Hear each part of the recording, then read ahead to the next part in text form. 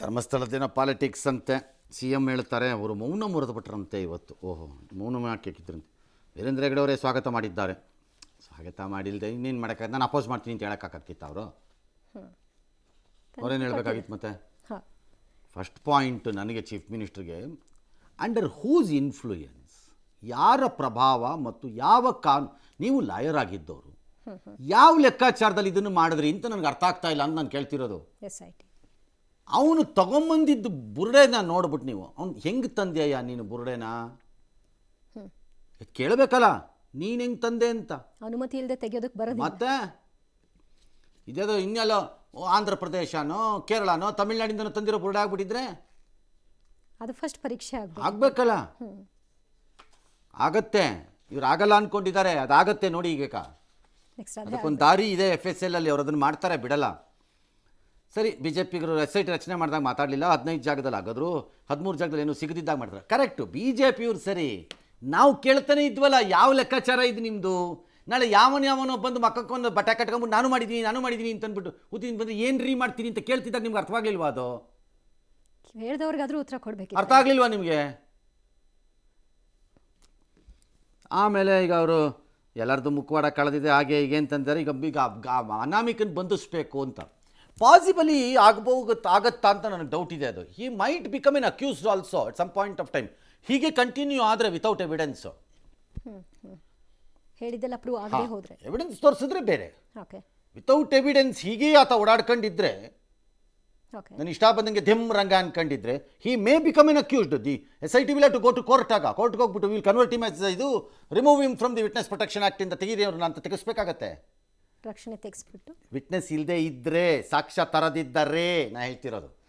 S, ಮುಂದಕ್ಕೆ ಹೋಗೋಣ. 88 kg ಇದ್ದವರು ಈಗ 72 kg ಬಂದಿದ್ದಾರೆ. ಅಂದ್ರೆ 16 kg ವೆಯ್ಟ್ ಲಾಸ್ ಮಾಡ್ಕೊಂಡಿದ್ದಾರೆ. ಮೊದಲ ದಪ್ಪ ಬಾಳದಿ, ಎಷ್ಟು ಮೇಯ್ ಬಿಟ್ಟಿದಿ, ಎಷ್ಟು ದಪ್ಪದಿ ಅಂತೇಳಿ ನನಗೆ ಹಾಸ್ ಮಾಡ್ತಿದ್ದು. ಈಗಿಲ್ಲ, ಈ ಸಲ ಬಾಳ ಸಣ್ಣ ಹುಡುಗಿಗತೆ ಕಾಣತ್ತೆ ಅಂತ ನನಗೆ ಜನರು ಅಂತ. ಇದಕ್ಕೆ ಯಾವ ಸೈಡ್ ಎಫೆಕ್ಟ್ ಇಲ್ಲ. ನನಗೆ ಜೀನಿ ಸ್ಲಿಮ್ ತೊಗೊಂಡು ಫುಲ್ ಖುಷಿ ಇದನ್ನೀಗ.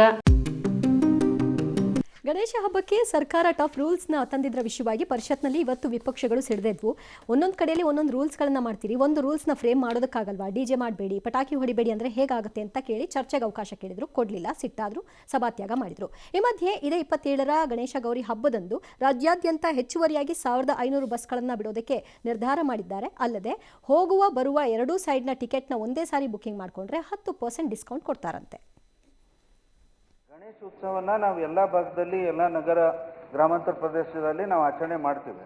ನಮ್ಮ ಜಿಲ್ಲೆಯಲ್ಲಿ ನೀವು ಮಾಲಿನ್ಯ ನಿಯಂತ್ರಣ ಅಥವಾ ಉಳಿದಂಥ ವಿಷಯ ಅಥವಾ ಡಾಲ್ಬಿ ಹಚ್ಚಬಾರ್ದು, DJ ಹಚ್ಚಬಾರ್ದು, ಇವೆಲ್ಲ ಕಂಡೀಷನ್ಸ್ ಹಾಕಿ ರಾಜ್ಯದ ಬೇರೆ ಬೇರೆ, ಈವನ್ ನಾನು ಬೆಂಗಳೂರು ಮಹಾನಗರ ಪಾಲಿಕೆಗೆ ಒಂದು ಇದನ್ನು ತೊಗೊಂಡಿದ್ದೇನೆ, ಸರ್ಕ್ಯುಲರ್ ತೊಗೊಂಡಿದ್ದೀನಿ. ಅದರಲ್ಲಿ ಯಾವ ಥರದ ಕಂಡೀಷನ್ಸ್ ಇಲ್ಲ. ನಾನು ಇದೇ ಈಗ ಚೆಲ್ಲೂರಾಯ ಸ್ವಾಮಿ ಅವ್ರ ಜೊತೆಗೂ ಚರ್ಚೆ ಮಾಡೋದು, ನಮ್ಮ ಜಿಲ್ಲೆಯಲ್ಲಿ ಆ ಕಂಡೀಷನ್ಸ್ ಏನೂ ಇಲ್ಲ. ಆದರೆ ನಮ್ಮ ಜಿಲ್ಲೆಯಲ್ಲಿ ನೀವು ಅದನ್ನು ಹಚ್ಚಬಾರ್ದು ಅಂತ ನಿಯಂತ್ರಣಗೊಳಿಸಿದ್ದಾರೆ. ಸರ್, ಬ್ರಿಟಿಷರು ಪರ್ಮಿಷನ್ ತಗೊಳ್ಳಿ, ಕೊಟ್ರೆ ಮಾಡಿಲ್ಲ ಅಂದ್ರೆ ಬಿಡಿ ಅಂತಂದ್ರೆ ಹೆಂಗೆ? ಯಾವನ್ರಿ ಅವನು ಹೇಳಕ್ಕೆ? ಏನು ಮಾಡ್ಕೋತಾರ್ರಿ? ಬ್ರಿಟಿಷರ ವಿರುದ್ಧ ಗಣೇಶನ ಪ್ರತಿಷ್ಠಾಪನೆ ಮಾಡಿ ಜನರನ್ನು ಒಂದು ಮಾಡಲಿಕ್ಕೆ ಅಂತಲೇ ನಡೆಸಿದ್ದಂಥ ಒಂದು ಬಹುದೊಡ್ಡ ತಂತ್ರ ನಮಗೆ ಗೊತ್ತಿಲ್ವೇನ್ರಿ? ಹೌದು.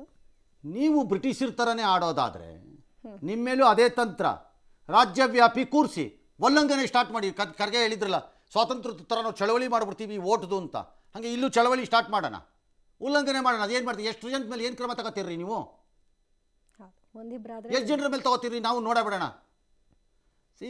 ಎಲ್ಲದಕ್ಕೂ ಒಂದು ಹಿತಮಿತವಾದಂತಹ ನಿಯಂತ್ರಣಗಳನ್ನು ಹಾಕ್ಕೊಂಡು ಮಾಡಬೇಕು. ಅದ ಬಿಟ್ಟುಬಿಟ್ಟು ನಾನು ಇಷ್ಟ ಬಂದಂಗೆ ಹಿಂಗೆ ಧಮ್ಕಿ ಹಾಕ್ತೀನಿ. ಯಾವನ್ ಕೇಳ್ತಾನೆ ನಿಮ್ಮ ಧಮ್ಕಿನ? ಎಲ್ಲ ಕಡೆ ಒಂದೇ ರೂಲ್ಸ್ ಹಾಕ್ಬೋದಲ್ಲ? ನೋಡೋ ಅಷ್ಟು ನೋಡಿ, ಆಮೇಲೆ ಒಂದಾಗಿ ನಿಲ್ಲಿ.